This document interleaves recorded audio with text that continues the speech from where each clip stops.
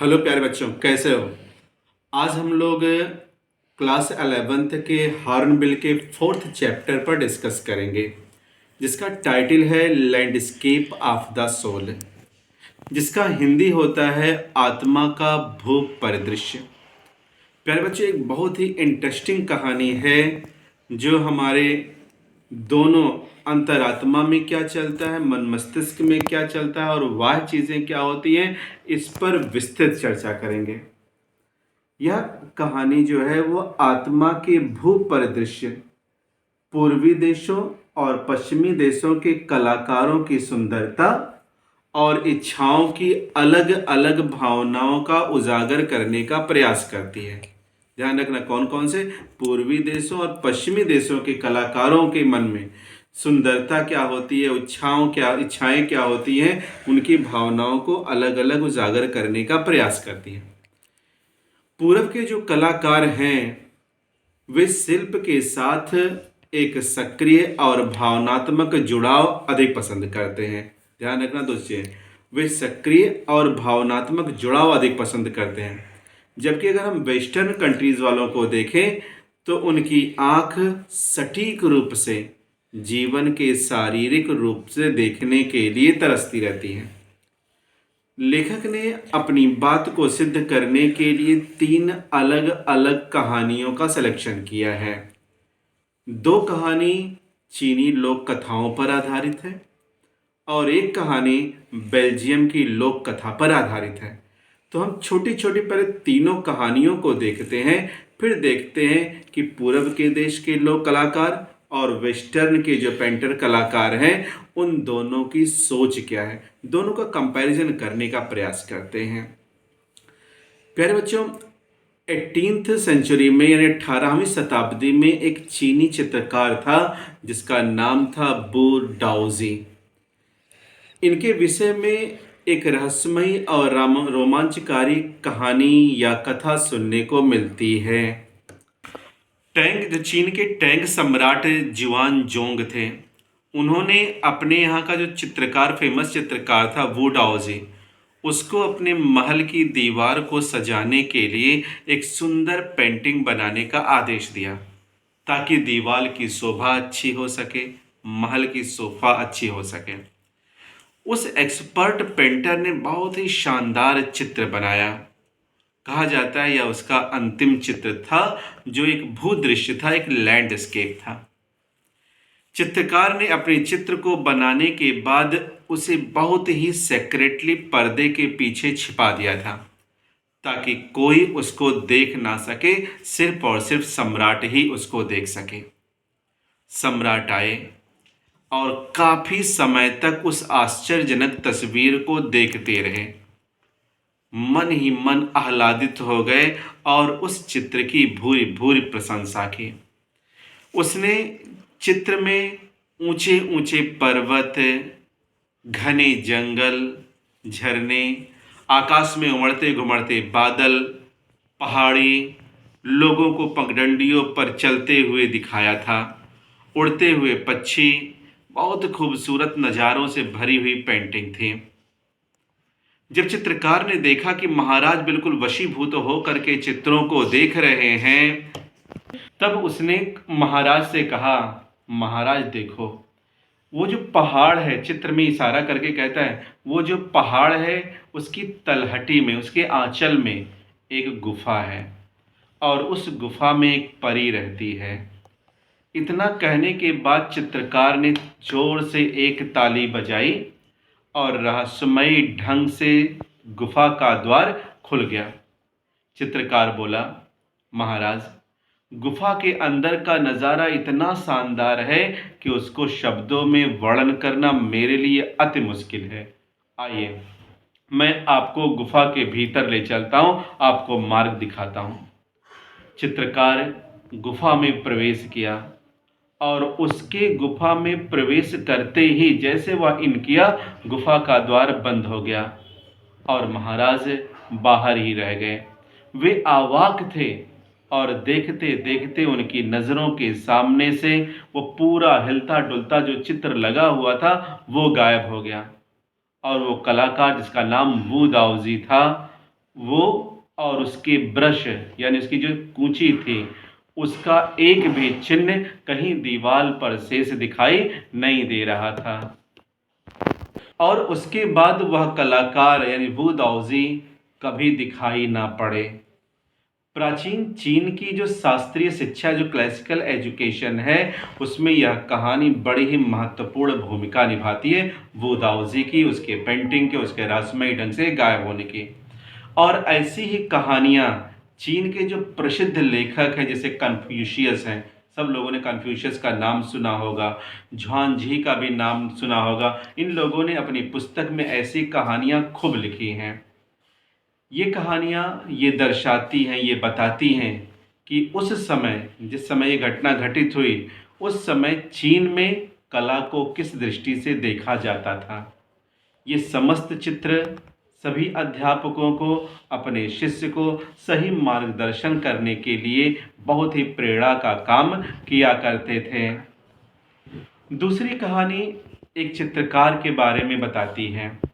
एक तो वू दाओजी का हो गया, दूसरी कहानी को जरा ध्यान से देखो। ये बताती है कि जो रहस्यों और कला के आध्यात्मिक जादू में विश्वास करता था, वह कलाकार ने एक बहुत ही शानदार ड्रैगन का चित्र बनाया, पर ड्रैगन की उसने आंख नहीं बनाई, क्योंकि उसे बार बार यह डर लग रहा था कि अगर मैंने ड्रैगन की आंख बना दी तो कहीं ऐसा ना हो आंख बनाने के बाद चित्र में से वह ड्रैगन निकल करके बाहर आ जाए।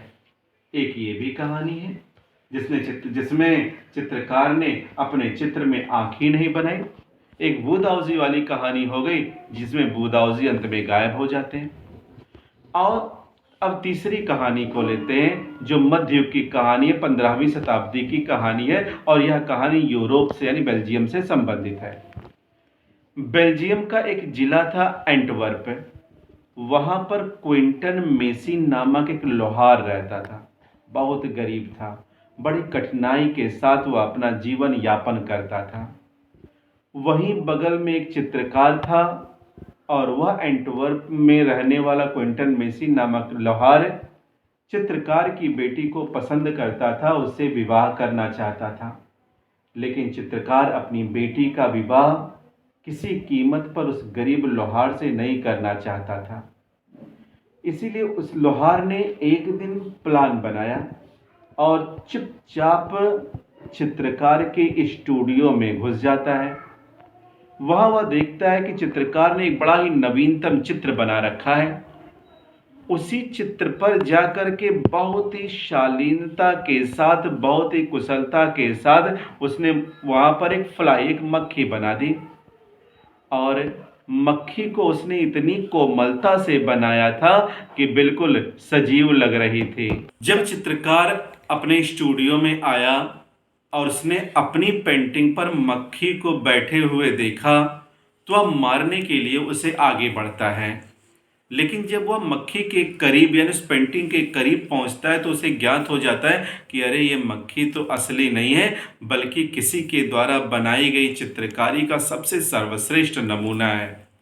वह पता लगाया कि कौन है जिसने इस सजीव सादृश्य मक्खी को बनाया है। तब उसे पता चला कि इस मक्खी को क्विंटन लोहार ने ही बनाया है।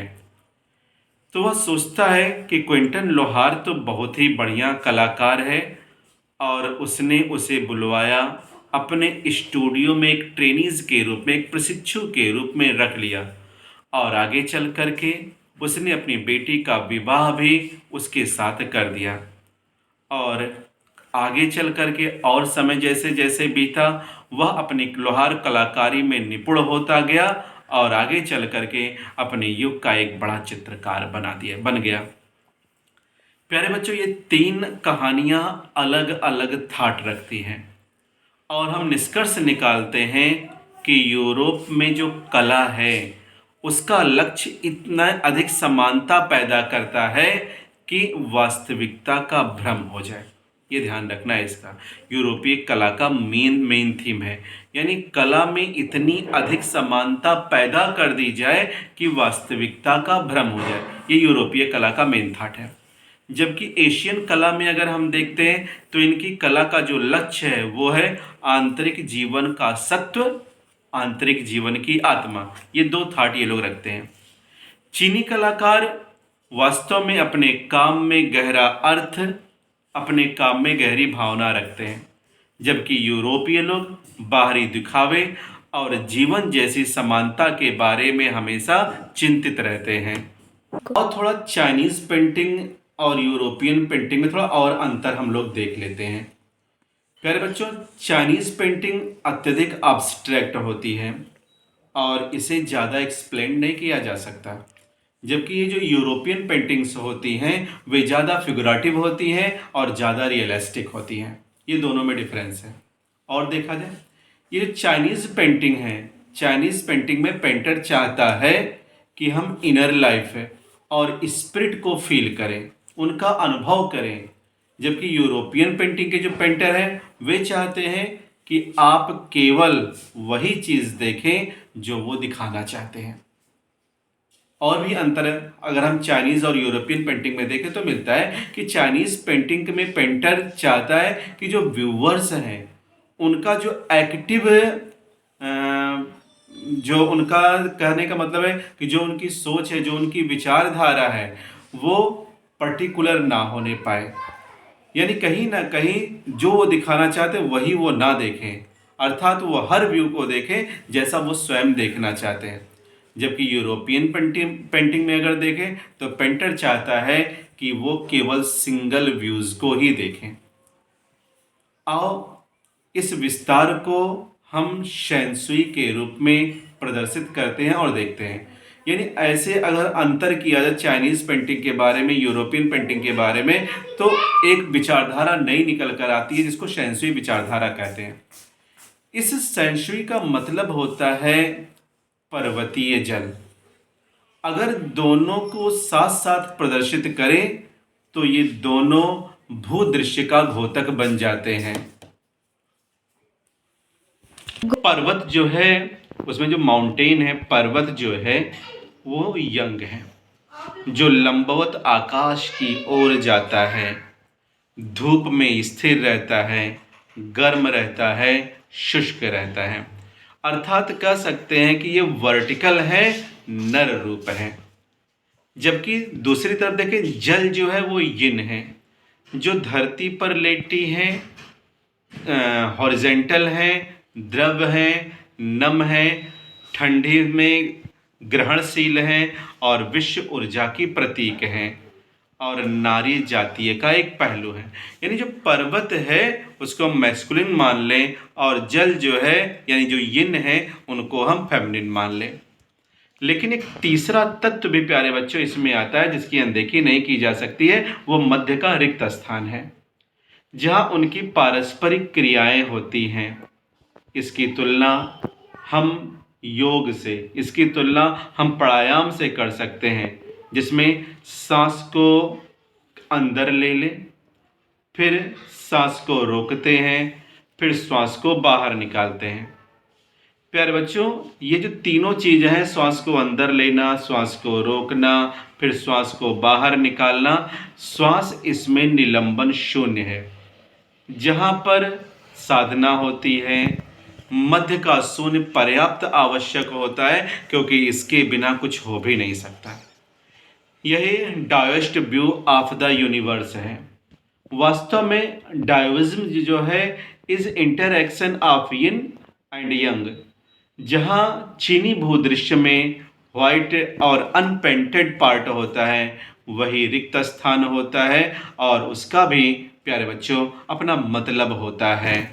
आओ अब देखते हैं हेवन एंड अर्थ है, इनके बीचों में अगर देखते हैं तो हम पाते हैं मानव है, क्योंकि हेवन और अर्थ इन दोनों के बीच में ही मानव रहता है। यानी man finds his fundamental role, man play the fundamental role between earth and haven.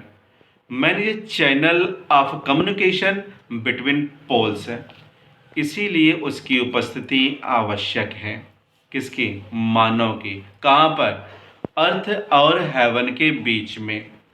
उसका आभास ही उसके आभास को हम खो नहीं सकते, या चाहे उसका आभास ही हो, चाहे उसकी हल्की सी कल्पना हो, उसे खोया नहीं जा सकता है।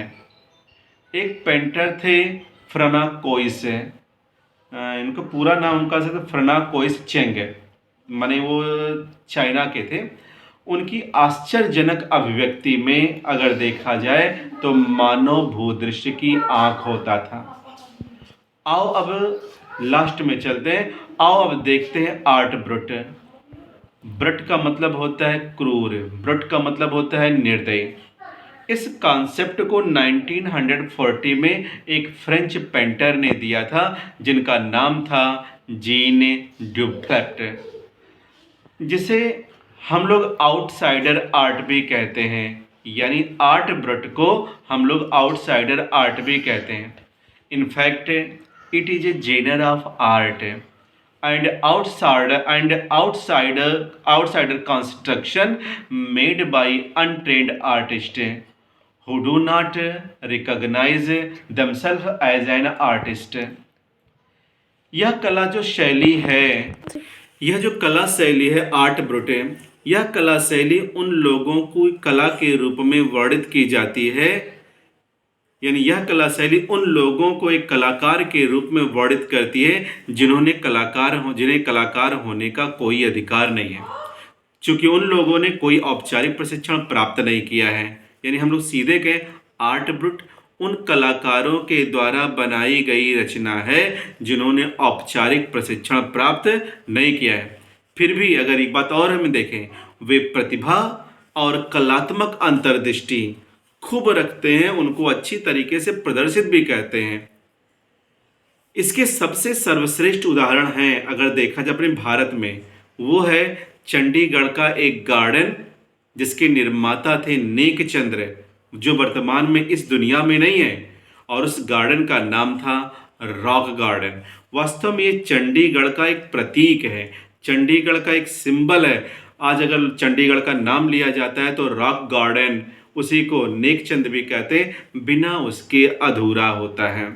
वर्तमान समय में नेकचंद नहीं है, इन्होंने लगभग 80 वर्ष से ज़्यादा की उम्र जी थी और दुनिया को एक अच्छा सा गार्डन देकर गए थे। इन्होंने वर्षों पहले जंगल का एक टुकड़ा साफ किया गार्डन बनाने के लिए। उसने वहाँ के पत्थरों को काटा, छाटा और जितना भी वेस्ट मटेरियल था या पुनः प्रयोग में आने वाले जो सामान थे, उन पुनः प्रयोग में आने वाले सामानों का प्रयोग किया और एक वर्ल्ड फेमस रॉक गार्डन वहाँ पर उन्होंने बनाया। ये आउटसाइडर पेंटर नेकचंद का उनके योगदान के लिए आज हर जगह स्वागत होता है। इंग्लैंड की एक वर्ल्ड फेमस मैगजीन थी जिसका नाम था रॉ विजन। यह पत्रिका जो है या पत्र जो है वो पत्रिका ही थी, वो मैगजीन थी रॉ विजन।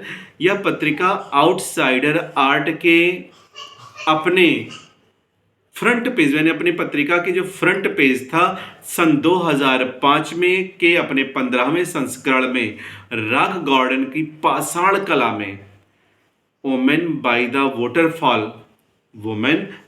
वाटरफॉल को एक अत्यधिक महत्वपूर्ण स्थान दिया और पूरे विश्व में रॉक गार्डन और वहाँ का वुमेन बाय द वाटरफॉल पूरे वर्ल्ड में फेमस होता है।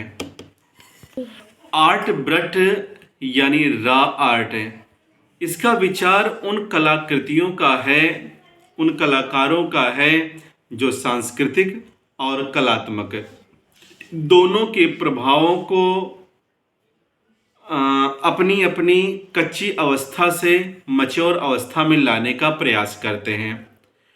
कोई भी चीज़ हो, टिन से लेकर टूटी हुई बस तक, टूटी हुई कार तक, ये सारी चीज़ें किसी न किसी कलाकृति की सामग्री हो सकती हैं।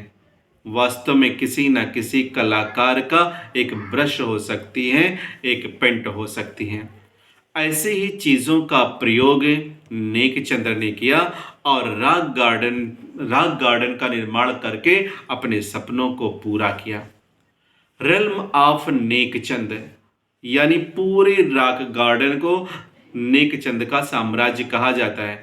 को 5 महीने तक, यानी रेल्म ऑफ नेकचंद को पूरे 5 महीने तक स्विट्ज़रलैंड, फ्रांस, इटली और बेल्जियम। ये 4 स्थान हैं। कौन कौन से? स्विट्ज़रलैंड, फ्रांस, इटली और बेल्जियम के प्रमुख जो संग्रहालय हैं, प्रमुख जो म्यूज़ियम हैं, वहाँ पर उसका प्रदर्शन किया गया और अनेक पुरस्कार, अनेक अवार्ड, अनेक सर्टिफिकेट नेकचंद को दिए गए, उससे सम्मानित किए गए। और जब पुरस्कार प्राप्त करते हैं तो नेकचंद बड़े ही गर्मजोशी से कहते हैं कि मेरा सबसे बड़ा जो पुरस्कार है मेरे गार्डन में घूम रहा है और मेरी कृतियां लोगों को आनंद दे रही हैं, यानी मेरी कृतियों से लोगों को आनंद मिल रहा है। और ये कहानी यहीं पे ख़त्म होती है। आप इसको अच्छे से सुने, बार बार उसे सुने, बार बार इसको देखें और वीडियो पसंद आता है तो सब्सक्राइब ज़रूर करें और अपने फ्रेंड के साथ भी शेयर करें। Bye, good night.